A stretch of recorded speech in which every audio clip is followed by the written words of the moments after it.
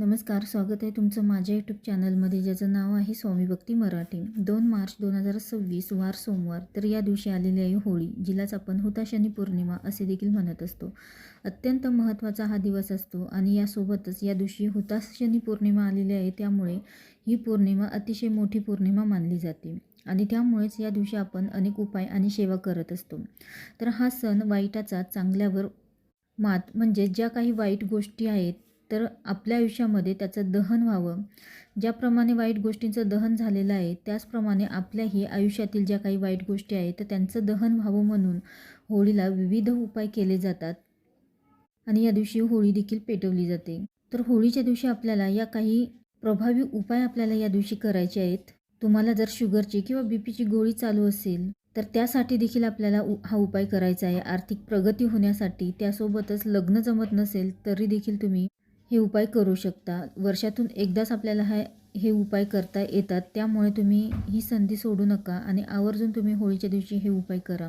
तर कोणते उपाय करायचे आहे आणि ते कशा प्रकारे करायचे आहे तर याबद्दलची संपूर्ण माहिती आपण या व्हिडिओमध्ये बघणार आहोत. तर व्हिडिओ स्किप न करता संपूर्ण बघा आणि जे कोणी नवीन असेल या चॅनलवरती तर सबस्क्राईब करा. तर बघा, होळी ही सामूहिक किंवा घरासमोर देखील तुम्ही होळीही करू शकता आणि त्या ठिकाणीच आपल्याला हे उपाय करायचे आहे. उपाय करताना आपल्याला कोणाशीही बोलायचे नाही किंवा उपाय जेव्हाही तुम्ही करत असता तेव्हा ते उपाय तुम्ही कोणालाही सांगू नये की मी असा असा उपाय करत आहो. त्यानंतर उपाय करून घरी येईपर्यंत आपल्याला कोणासोबतही बोलायचं नाही किंवा होळीपासून जेव्हा आपण घरी येऊ तर तेव्हा आपल्याला मागे वळून देखील बघायचं नाही आणि आपण उपाय करू तेव्हा कोणालाही कळू द्यायचं नाही. घरातून निघेपर्यंत, तिकडनं येईपर्यंत उपाय करून झाल्यानंतर हातपाय धुवून त्यानंतरच आपल्याला इतर कोणाशीही बोलायचं आहे आणि मागे देखील वळून बघायचं नाही आणि हे आपल्याला पाळायचं आहे आणि हे करणं शक्य असेल तरच तुम्ही उपाय करा, कारण त्याशिवाय आपल्याला त्या उपायाचं फळ मिळणार नाही. त्यामुळे तुम्हाला जर शक्य असेल या गोष्टी तरच तुम्ही हा उपाय करा. तर बघा, मनासारखा जोडीदार मिळावा किंवा सुयोग्य जोडीदार मिळावा यासाठी तुम्ही हे उपाय करावे. तर यासाठी आपल्याला अख्खे 7 हळकुंड घ्यायचे आहे आणि हे 7 हळकुंड आपल्या स्वतःवरून उतरवून घ्यायचे आहेत. हे करत असताना मनामध्ये बोलायचं आहे की मला सुयोग्य जोडीदार मिळालेला आहे असं म्हणायचं आहे. म्हणजेच आपल्याला सकारात्मक बोलायचं आहे आणि त्यानंतर ते हळकुंड त्या होळीच्या अग्नीमध्ये आपल्याला टाकायचे आहे. म्हणजेच घरात असतानाच आपल्याला हे हळकुंड आपल्या स्वतःवरून फिरवून घ्यायचे आहे आणि जेव्हा तुम्ही होळीची पूजा करायला जाल तेव्हा सोबत घेऊन जा. होळीची पूजा झाल्यानंतर त्या हळकुंड आपल्याला होळीच्या पूजेमध्ये होळीच्या अग्नीमध्ये टाकायचं आहे.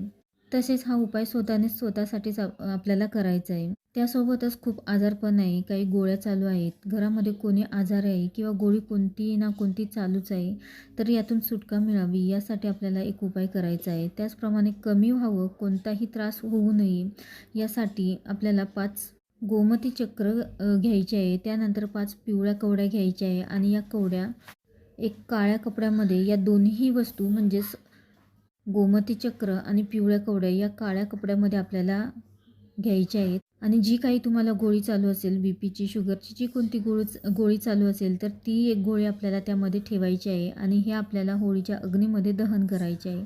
तर हे केल्याने जो काही आपलं आजारपण आहे त्याची तीव्रता कमी होते, हळूहळू कमी होते. तर हे उपाय वर्षातून एकदाच केले जातात. त्यामुळे आवर्जून तुम्हाला जर कोणती गोळी चालू असेल तर तुम्ही हे उपाय आवर्जून करा.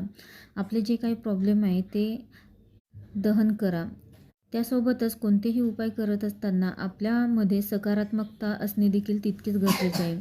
तसेच आपलं आरोग्य ही आपली खरी संपत्ती आहे आणि आपलं आरोग्य चांगलं राहावं यासाठी कोणतीही अडचण येऊ नये यासाठी आपल्याला कडुलिंबाचे अगदी 5 किंवा 7 पानं घ्यायची आहे, 7 लवंगा घ्यायच्या आहे आणि त्यानंतर एक कापूर घ्या. भीमसेनी कापूर असेल तर अतिउत्तम, नाही तर साधा घेतला तरीही चालेल. तर हे सर्व आपल्याला आपल्यावरून उतरवायचं आहे, 7 वेळा उतरवून घ्यायचं आहे आणि हे देखील आपल्याला होळीची पूजा करायला जाताना सोबत घेऊन जायचं आहे आणि ते होळीच्या अग्नीमध्ये टाकायचं आहे. मनामध्ये सकारात्मकता ठेवून आपल्याला हे उपाय करायचे आहे. त्यानंतर आर्थिक अडचण, पैसा हा प्रत्येकालाच हवा असतो. लक्ष्मी म्हणजे फक्त पैसा नाही तर अष्टलक्ष्मीने आपल्या घरामध्ये वास करावा.